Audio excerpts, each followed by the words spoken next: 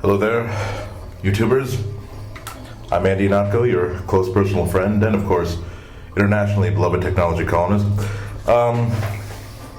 Those of you who are regular viewers of my little YouTuberies have probably been wondering what's happened to the regular series of video postings from Macworld Expo that I promised the last time I was in this bathtub. Well, things have changed since then.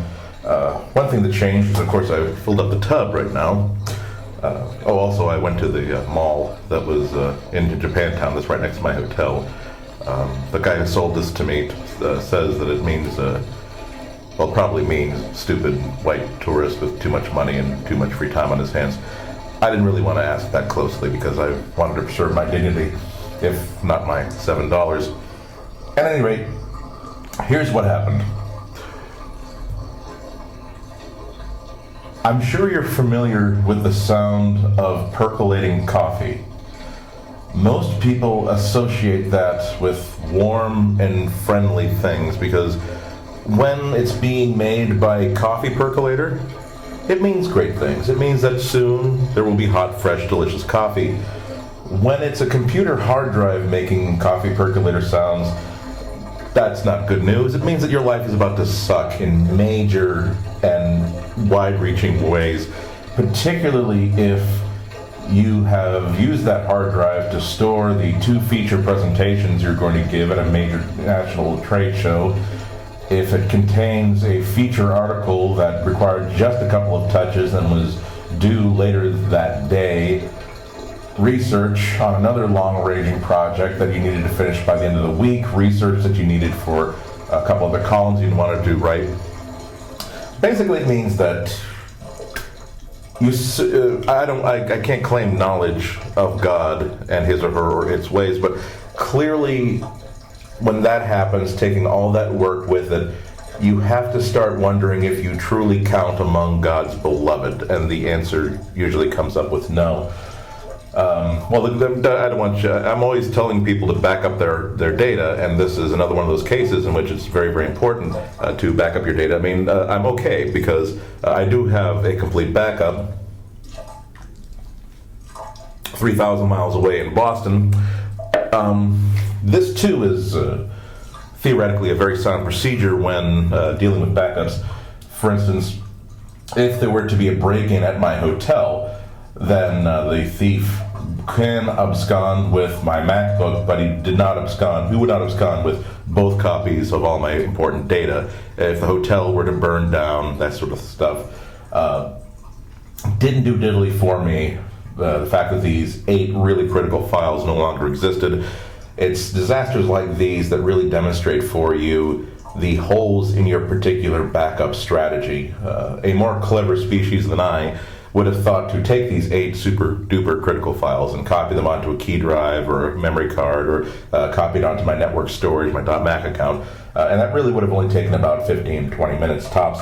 But you got to realize that when I'm packing for a week-long trade show, it's a lot like the fall of Saigon, frankly, in terms of calmness, order, structure, things getting done that you would think would logically make sense. So that just plain didn't get done. Suffice to say that I've now written an automated action that automatically looks for files that I've recently touched inside my documents folder and automatically sends it to .Mac every single night. So big win there. But the big lose was, of course, that all of my free time all week long was given over to desperately treading water, much like this water right here, only, well, no, not like this water here, because this water is refreshing, it's refreshing, it's warm, and it's calm, and it's nurturing. The water that I was in, gosh, I don't know what the pH was. I think it was somewhere around 0.8, close to that. I didn't test it, because I was too busy working to get out the pH test strip. Fortunately, the second fortunately is that I was in San Francisco. San Francisco, right on Market Street, in the Flood Building, is this wonderful little office with a wonderful guy known as the PowerBook guy. Not a PowerBook guy. He is the PowerBook guy. He is the person where when the Apple Store tells you that you've cracked something on your machine and it's a $400 part that's going to cost $120 in labor, before you hand over half the cost of your MacBook, you call the PowerBook guy and he says, oh no, I've got like plenty of those spare parts here, mail it to me and I'll fix it for about 1/3 of that. I knew for a fact the hard drive was toast. In fact, it was so deliberately and awfully toast that almost a sense of sereneness and calmness settles over you when that happens, because you know there's no need to rush, there's no need to really focus or be clever, because you're just plain screwed. So he just decided, well, I can replace the drive for you, and he took out this big box of hard drive mechanisms and just went through and say, okay, I don't know, this isn't what he sounded like, but just for dramatic effect, I'm going to use a different voice. Well, I got a 120 gig, 160 gig, 200, 250, and then he got to the back of the box where he has the newest drives of all, which are these 320 gigabyte Western digital drives that just came out a few months ago. And at this point in my life, I needed an ice cream cone. Cheap, petulant, childlike, but I needed an ice cream cone. And there's no ice cream in that office, but there is a hard drive that is double the original capacity of my original hard drive, a hard drive that would let me put on videos like this without worrying about space, that would let me have finally a boot camp partition so I could dual boot Windows and the Mac without having to worry about deleting some of these gigabytes of pictures that I have on the thing. And so I decided, give me the biggest, badassiest hard drive you've got. So it was cool. You should try to be philosophical at these events. Came back an hour later and it was all fixed up. He put the OS back on it and that sort of stuff.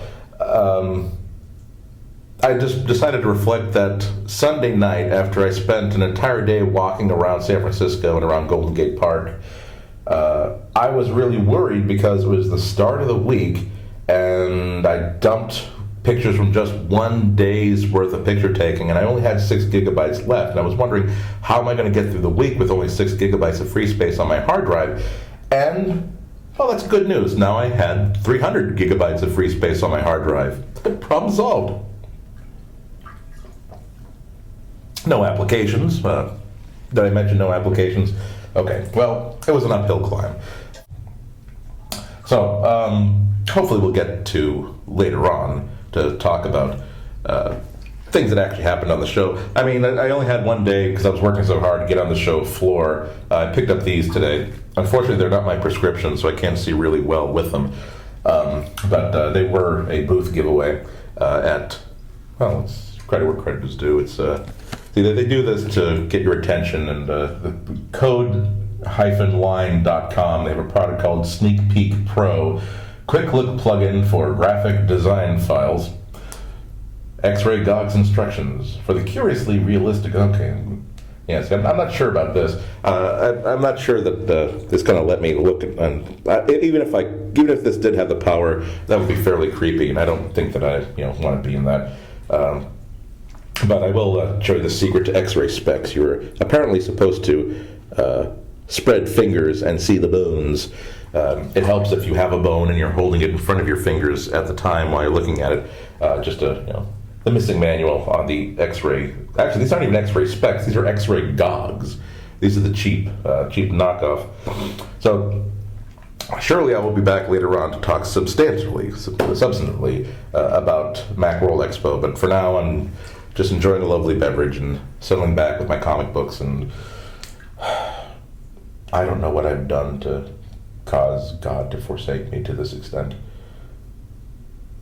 Well, I'm sure I'll work it out. I'd also have a bucket of sake coming up. They'll send it right to your room. They'll bill it to your room as well, but I'm going to be leaving before the bill comes, so I'll have that. So, until next time, if you have any questions or comments, by all means, send them to my email address right there at the bottom of the screen. Did get a few from the last time. We are collecting some questions for the next Q&A video, and picked a location and everything, so it should be quite a bit of fun. So until next time, enjoy your life.